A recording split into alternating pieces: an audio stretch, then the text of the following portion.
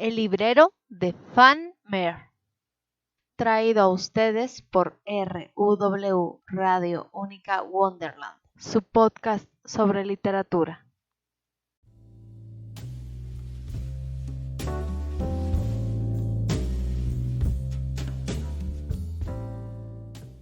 Lucy Maud Montgomery.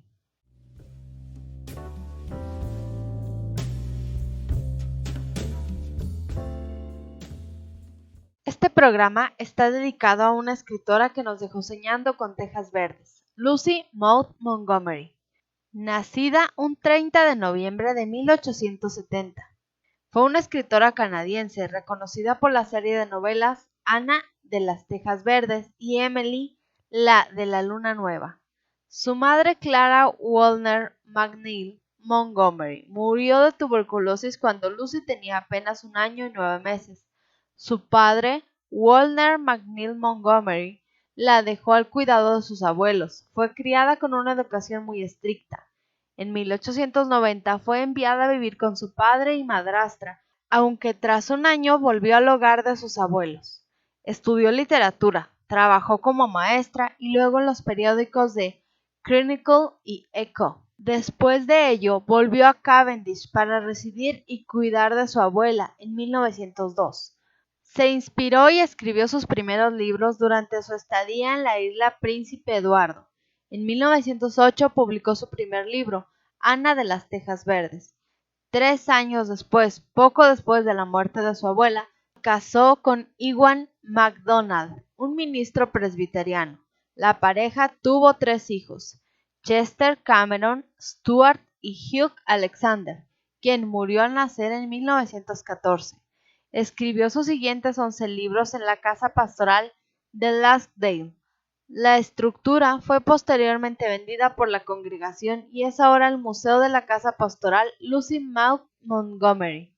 Murió a la edad de 67 años en Toronto en 1942. Espero que esta breve biografía les haya gustado. No olviden suscribirse y seguir disfrutando este programa. Continuamos.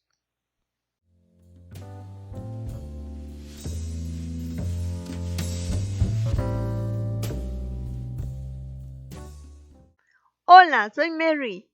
Aquí las recomendaciones. La primera de ellas es Ana, la de Tejas Verdes. Cuando en lugar del chico huérfano que pretendían adoptar, Anna Shirley, una niña pelirroja de 11 años, aparece en las vidas de Marilla y Matthew Cuthbert, 2 hermanos solteros que viven en su casa familiar de Tejas Verdes, en el pequeño pueblo de Avonlea. Sus vidas y las de cuantos la rodean cambiarán para siempre, con su vivacidad, risas y lágrimas, y sobre todo su alegría e imaginación. Ana conseguirá formar parte por primera vez en su vida de una familia y tener un lugar al que podrá llamar hogar para siempre.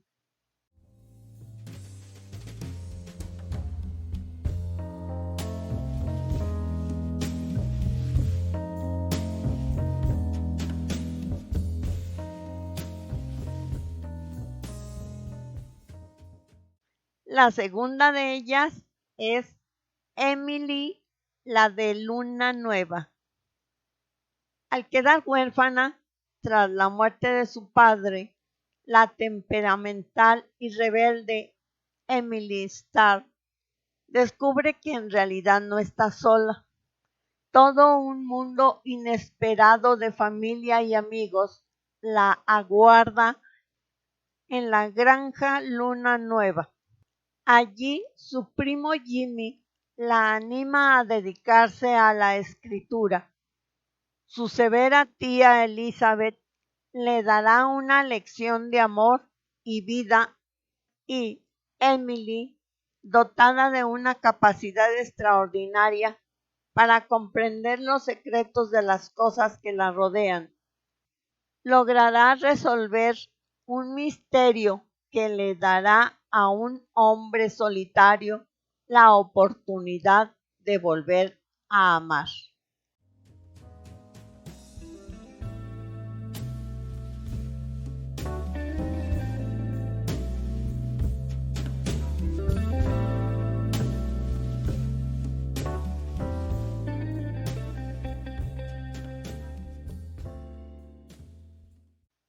Ahora comenzamos con el capítulo 4 de la historia de Arsène Lupin.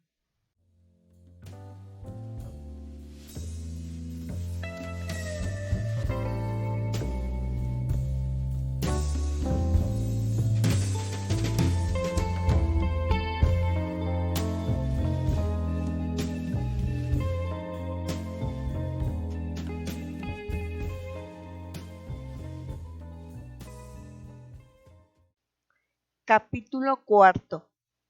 El viajero misterioso. La víspera yo había enviado mi automóvil a Rouen por carretera y debía alcanzarlo allá por ferrocarril, para desde ese lugar ir a casa de unos amigos que vivían en la orilla del Sena. Pero en París, unos minutos antes de la partida, 7 caballeros invadieron mi departamento en el vagón. 5 de ellos fumaban. Por corto que sea el trayecto, en el tren rápido, la perspectiva de efectuarlo en semejante compañía me resultó desagradable, tanto más cuanto que el vagón, de modelo antiguo, no tenía pasillo. Por consiguiente, tomé mi abrigo, mis periódicos y mi guía de ferrocarriles y me refugié en uno de los departamentos vecinos. Había en él una dama. Al verme hizo un gesto de contrariedad que no escapó a mi observación y se inclinó hacia un señor que se encontraba de pie en el estribo, su marido sin duda, y que la había acompañado a la estación. El señor me observó y ese examen terminó probablemente a mi favor, pues le habló en voz baja a su esposa, sonriendo con el aire de quien tranquiliza a un niño que tiene miedo. A su vez, ella sonrió también y me dirigió una mirada amistosa, como si comprendiera de pronto que yo era uno de esos caballeros educados con los cuales una mujer puede permanecer encerrada 2 horas en una pequeña caja de 6 pies cuadrados sin que tenga nada que temer. El marido le dijo: «No te enojes conmigo, querida, pero tengo una cita urgente y no puedo esperar más». La besó con afecto y se marchó. Su esposa le envió por la ventanilla discretos besos y agitó en el aire su pañuelo en señal de adiós. Se escuchó el silbido de la locomotora y el tren se puso en marcha. En ese preciso momento, y a pesar de las protestas de los empleados de la estación, se abrió la puerta de nuestro departamento y un hombre se introdujo en él. Mi compañera, que se encontraba en pie y estaba poniendo en orden sus cosas en la red para equipajes, lanzó un grito de miedo y cayó de espaldas sobre el asiento. Yo no soy miedoso, lejos de ello, pero confieso que esas irrupciones de última hora me resultan siempre desagradables. Me parecen cosas equívocas y poco naturales. Debe haber en ellas algo de anormal, sin lo que, sin embargo, el aspecto del recién llegado y su actitud eran más bien de naturaleza a atenuar la mala impresión producida por su proceder. Había en él corrección, casi elegancia, y llevaba una corbata de buen gusto, unos guantes limpios y su rostro era enérgico. Pero, ¿dónde había yo visto antes aquel rostro? Porque no cabía duda posible, yo lo había visto con anterioridad. Al menos y más exactamente, yo encontraba dentro de mí esa especie de recuerdo que deja la visión de un retrato contemplado varias veces, pero del que no hemos visto el original. Pero al mismo tiempo, yo sentía la inutilidad de todo esfuerzo de mi memoria. A tal grado, aquel recuerdo resultaba inconsistente y vago. Sin embargo, al fijar mi atención sobre la dama, quedé estupefacto por su palidez y el desconcierto que se reflejaba en sus facciones. Miraba a nuestro compañero de viaje, sentado del mismo lado que ella, con una expresión de verdadero miedo, y comprobé que una de sus manos, toda temblorosa, se deslizaba hacia una pequeña bolsa de viaje, colocada sobre el asiento, a 20 centímetros de sus rodillas. Acabó por tomar la bolsa y nerviosamente la atrajo hacia sí. Nuestros ojos se encontraron y yo leí en los suyos tanta angustia y ansiedad que no pude menos de decirle: ¿Se siente usted mal, señora? ¿Quiere que abra la ventanilla? Sin responderme, me señaló con un gesto temeroso hacia el desconocido. Yo sonreí lo mismo que había hecho su marido. Levanté los hombros y por señas le expliqué que ella nada tenía que temer, que yo estaba allí y que, por lo demás, aquel caballero parecía completamente inofensivo. En ese momento el desconocido se volvió hacia nosotros, mirándonos primero a uno y luego al otro. Nos observó de pies a cabeza y por último se arrellanó en su rincón del asiento y ya no se movió más. Se produjo un silencio, pero la señora, como si hubiese hecho acopio de todas sus energías para llevar a cabo un acto desesperado, me dijo con voz apenas inteligible: ¿Sabe usted quién se encuentra en nuestro tren? ¿Quién? Pues él, yo se lo aseguro. Pero, ¿quién es él? Arsène Lupin. Ella no apartaba sus ojos del otro viajero, y era más bien a él a quien dirigía las sílabas de aquel nombre inquietante. El individuo bajó más el ala del sombrero sobre su rostro. ¿Acaso hacía esto para enmascarar su turbación? ¿O bien se preparaba para dormir? Yo opuse esta objeción. Arsène Lupin fue condenado ayer en rebeldía a 20 años de trabajos forzados. Por consiguiente, es poco probable que cometa la imprudencia de mostrarse en público. Además, ¿acaso los periódicos no han señalado su presencia en Turquía este invierno después de su famosa fuga de la Santé? Él se encuentra en este tren, repitió la dama, con la intención cada vez más evidente de hacerse oír por nuestro compañero de departamento. Mi marido es subdirector de los servicios penitenciarios y fue el propio comisario de la estación quien nos dijo que estaban operando en la busca y captura de Arsène Lupin. Eso no es una razón. Fue visto en la sala de espera. Tomó un billete de primera clase para Rouen. Pues en ese momento era fácil el echarle la mano. Sí, pero desapareció de pronto.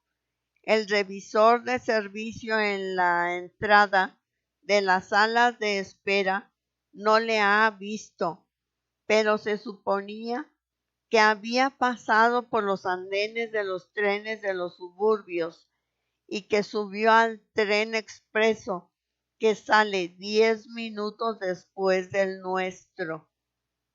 En ese caso, le habrían apresado.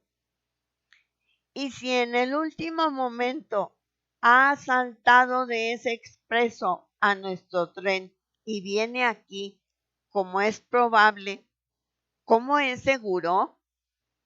En ese caso es aquí donde será apresado, porque los empleados y los agentes no habrán dejado de observar ese cambio de un tren a otro. Y cuando lleguemos a Rouen, lo detendrán limpiamente. A él, Arsène Lupin, jamás. Ya encontrará el medio de escaparse una vez más. En ese caso le deseo buen viaje. Pero, ¿y lo que él puede hacer de aquí a allá? ¿Qué puede hacer? ¿Acaso lo sé yo?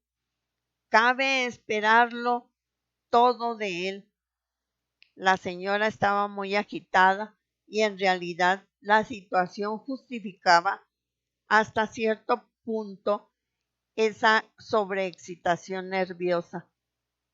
Casi a pesar mío le dije: hay en efecto coincidencias curiosas, pero tranquilícese usted. Aun admitiendo que Arsène Lupin se encuentre en uno de estos vagones, procederá dentro de la mayor prudencia y más bien que buscarse nuevas complicaciones. Seguramente no tendrá otra idea que escapar y evitar el peligro que le amenaza. Pero mis palabras no la tranquilizaron en absoluto. No obstante, ella se calló, temiendo sin duda el ser indiscreta. Yo abrí el periódico y leí los relatos del proceso de Arsène Lupin.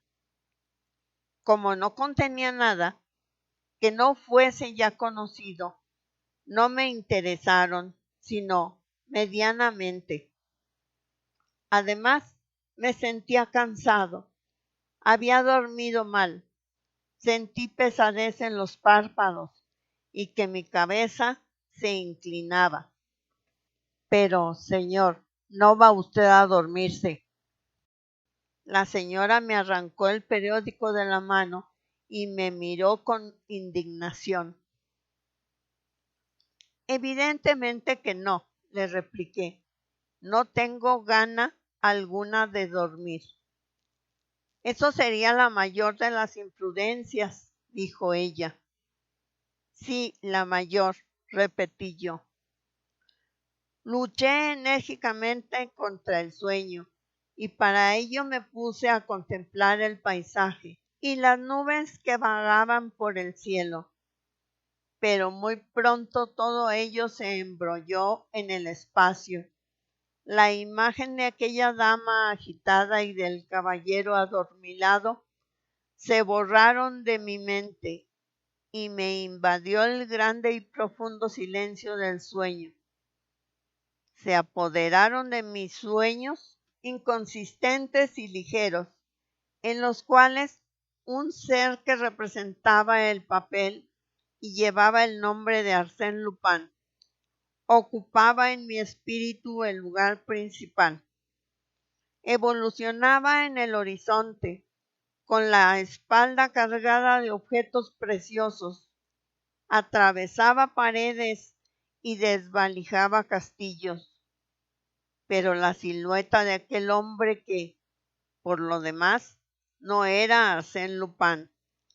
Se hizo más precisa. Avanzaba hacia mí.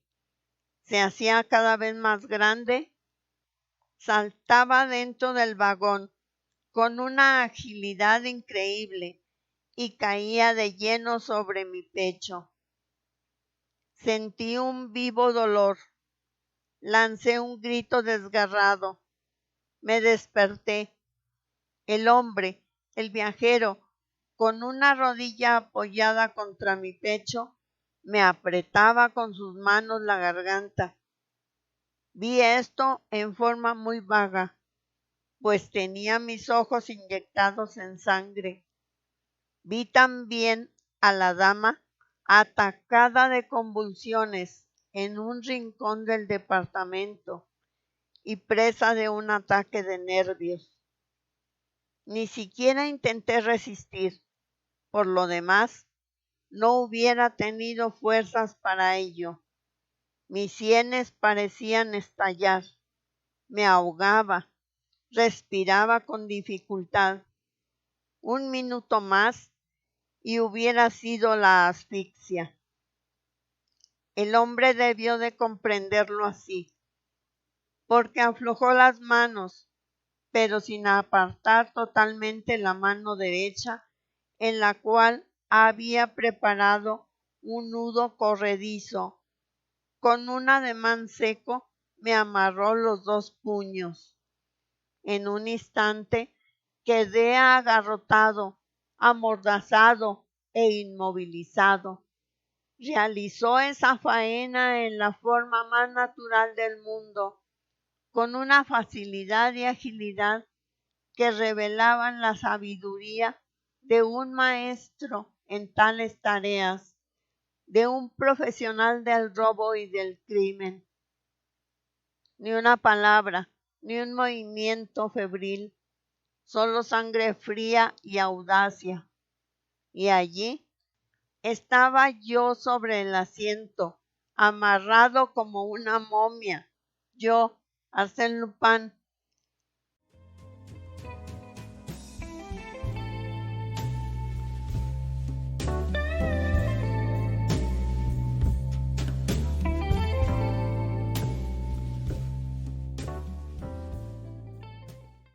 Suspendemos nuestra lectura. Los invito a suscribirse y comentar.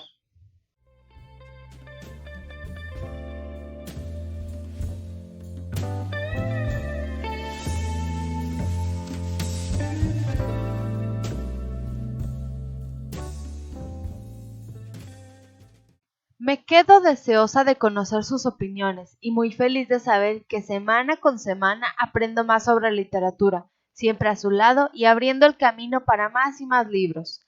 No olviden leer lo que los haga felices y dejar ir lo que los lastime. ¡Chao!